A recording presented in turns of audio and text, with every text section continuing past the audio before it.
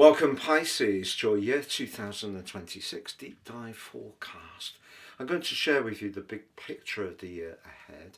Then on screen I'll share your solar return. Always influential, provides a backdrop for the following 12 months.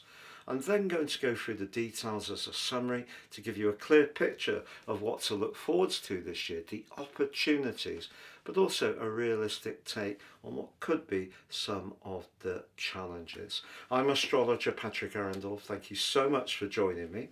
If you've yet to subscribe to my channel, please help it to continue to thrive and do so now. Your sign is ruled by Jupiter. Traditionally, Jupiter is very much about faith, a more spiritual dimension. If you recall, last year Jupiter moved into a very playful part of your scope, very much to do with sociability, but also can be to do with children and even romance. But as it moved into the sign of Cancer, where it's exalted, your sister water sign, it was crunched by the limiting energies of the greater malefic of Saturn. So even if you read or watched videos telling you that your luck was going to be amazing in the second half of last year, it may not have quite worked out as you had hoped. But what I want to reassure you of, Pisces, is in the first half of this year, you have a much greater chance to crystallize some of your hopes with Jupiter's help. As you also know, Neptune is your modern aquatic ruler, very much to do with your sensitivity and your great perception. And last year had a brief sojourn into the sign of Aries. Aries for you is house 2, foundations, money. But Saturn had moved there too. And Saturn, of course, can be hard going. Now, they're both back in your sign as you start this new year. So as you go into 2026, there could be a little bit of trepidation about what lies ahead. I'm going to unpick all of this for you because we need to be conscious of the influence of the eclipses, because you start the year with the North Node, the point of destiny, in your sign, and that is something very valuable. If you recall from previous videos I've done, the North Node or the nodal axis always mirrors the eclipses, and last year the two eclipses we had in September, the first in your sign, the second in the sign of Virgo, that's the polarity between Pisces. You can be very much to do with providing support and services through your awareness to people's feelings, but also the other side of the heavens is Virgo. It's much more to do with the material world. It's more to do with the physical. But for you, it represents the 7th house, and the descendant is very much about relationships. And the energy of your sign for you is about what you want and desire as an individual. But that solar eclipse, which the first for 19 years, pointed towards the prospect of a serious relationship coming your way. And as you come into this new year, that could be something that's still in the mix. But one of the things to seize that opportunity you must do is not let any wariness or inhibition on your part prevent you from going for it. And of course, we know that dating these days is particularly complex through technology, and people can be very transactional in their approach, which for Pisces people I feel could be quite testing. I would find it extremely challenging. So what you could have is a part of you that maybe wants some closer alliances with people, whether it's friends or colleagues or even family members, but there could be a little bit of diffidence because understandably over the last couple of years Saturn has probably lowered your vitality at times, made you a bit more wary about who to connect to. Neptune moving for your sign full time since 2012 has certainly raised a lot of consciousness. You've probably gone through quite big periods of healing, solitude at times perhaps, or redefining your identity.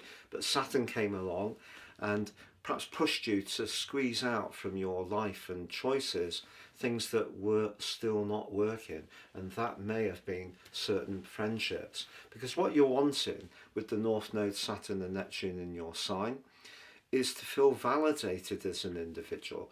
Yeah, you can have a relationship, but if it doesn't speak to who you truly are, it will leave you feeling much less uplifted.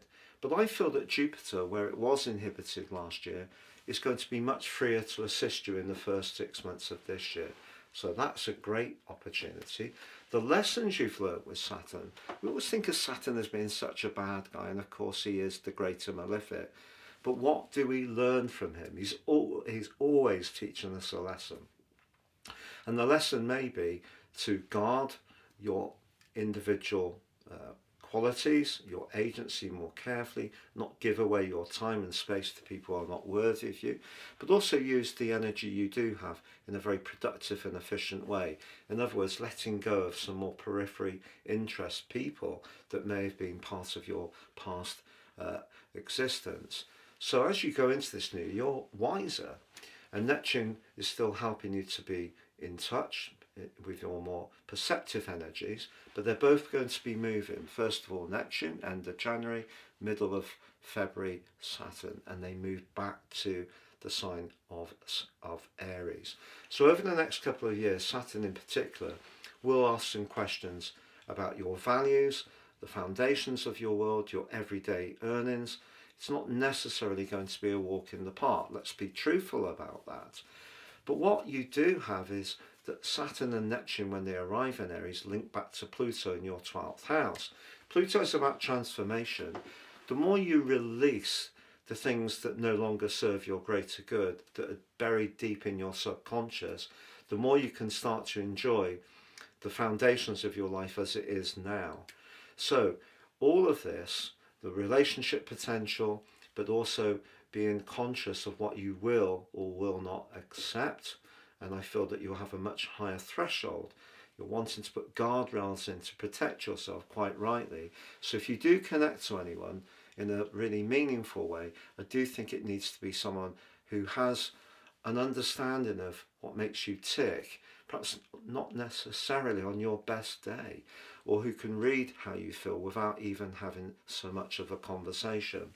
And all of that's going to be emphasised furthermore, Pisces, when on February the 17th, it's a solar eclipse in the sign of Aquarius on the 17th of February, but it clashes bitterly with the disruptive energies of Uranus. If there is anything that needs to come out that hasn't been said or spoken about, it could erupt to the surface in the following 4 or 5 months, to be honest. But if there are still things to rinse from your world, to release, if you do need to liberate yourself from some deep fears, some old psychological blockages, some negative self-limiting thinking, because Uranus' third house, how you think, Uranus is about higher truths.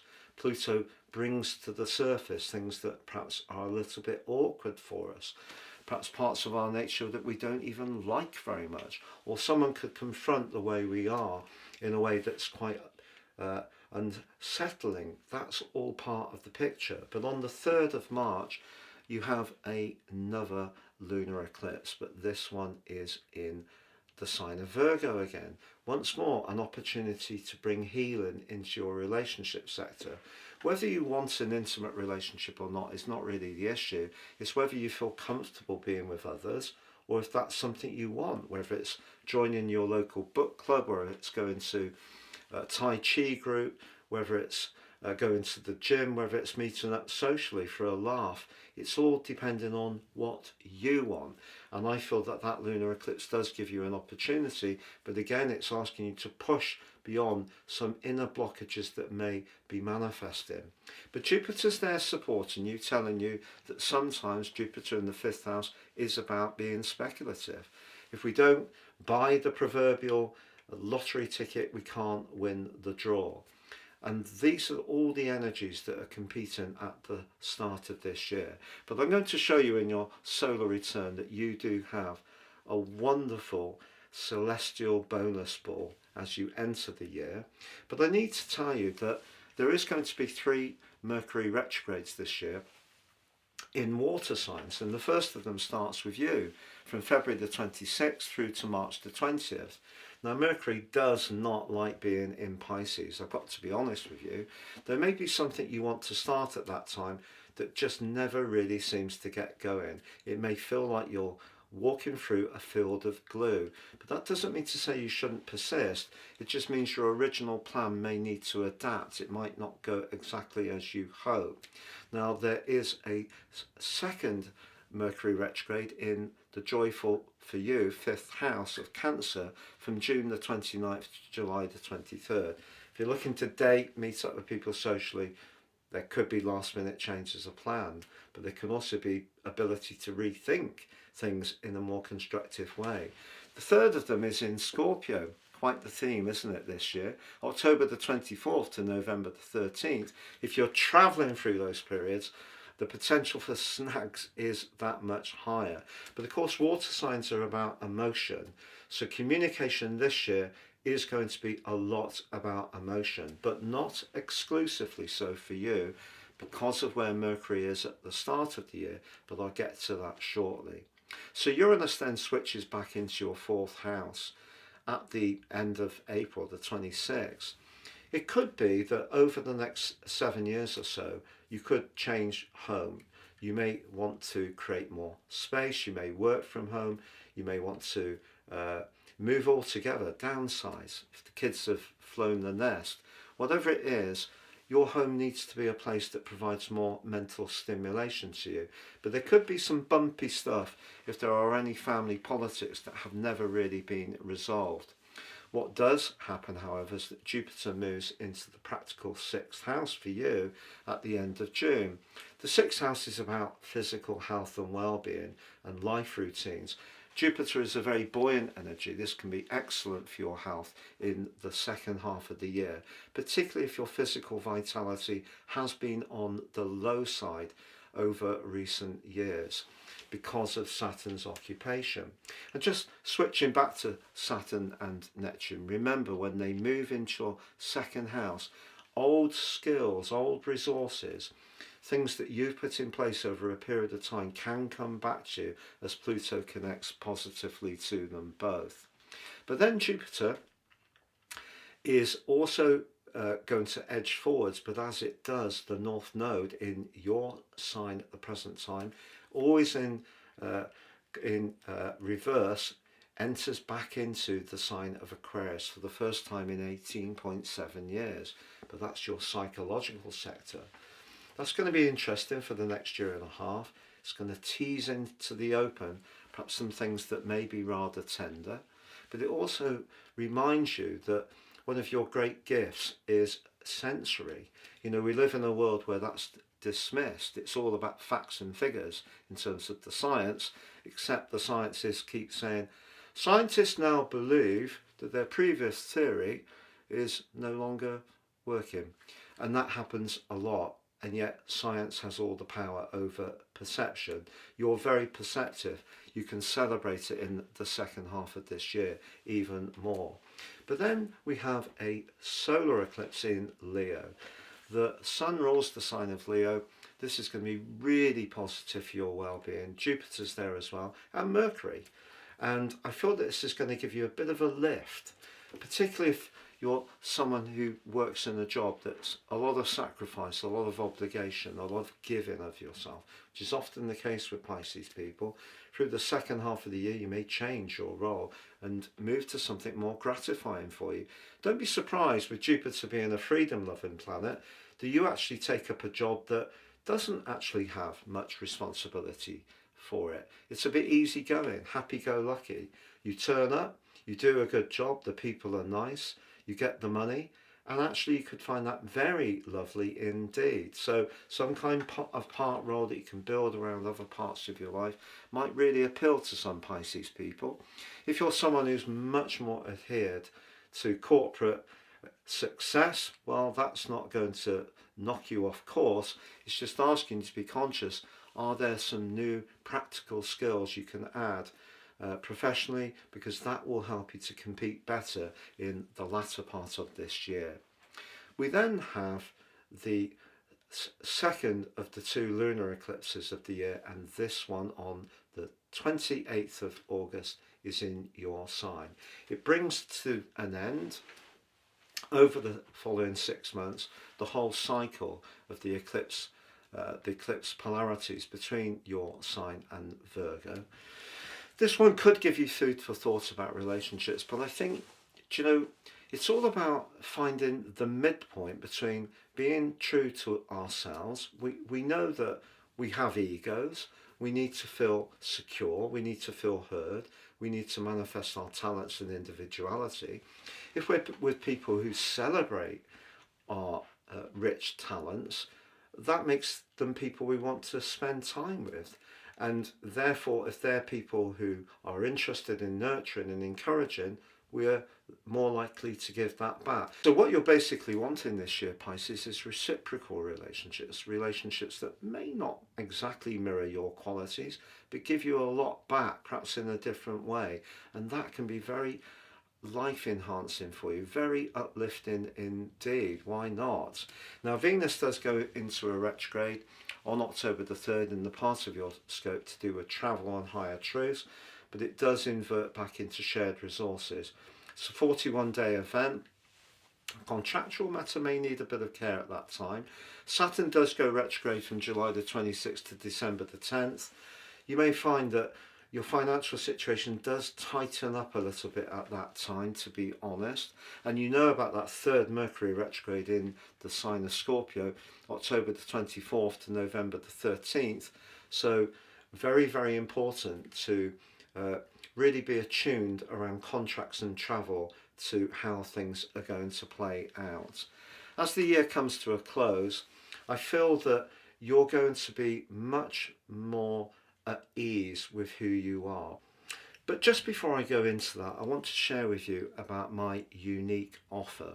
You can order your personal natal forecast for year 2026 now, and I'll give you the rest of this year free. But also you'll get 30% off the individual prices, and you'll get your life roadmap report in my special package. That really helps you to understand the patterns that have played out in your life so far.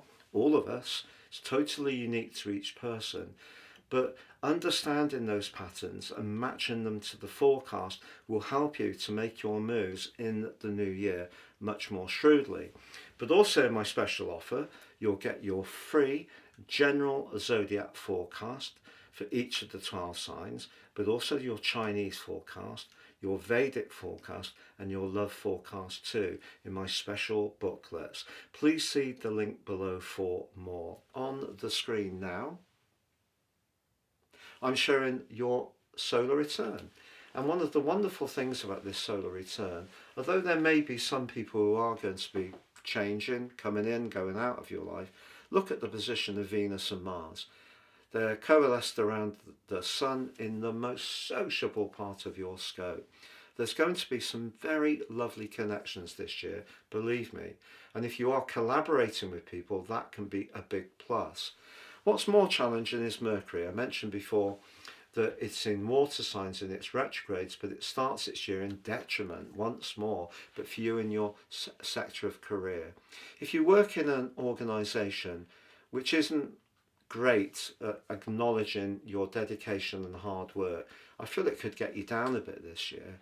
And I think that might be the relationship dynamic that's coming in, plus the energy coming through Aquarius and Leo, pushing you to perhaps get in touch with what is awkward, and don't put off, don't be in an inertia.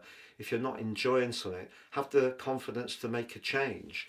And the second half of this year could see you get that job you really deserve. Move away from an unsatisfactory relationship. It's a very upward trajectory, but I feel you have to really take the action, because I think one of the things that Pisces people can do, which can be a little bit of a weakness, is that you can be so invested and sometimes so sacrificing that almost you put yourself into victim mode.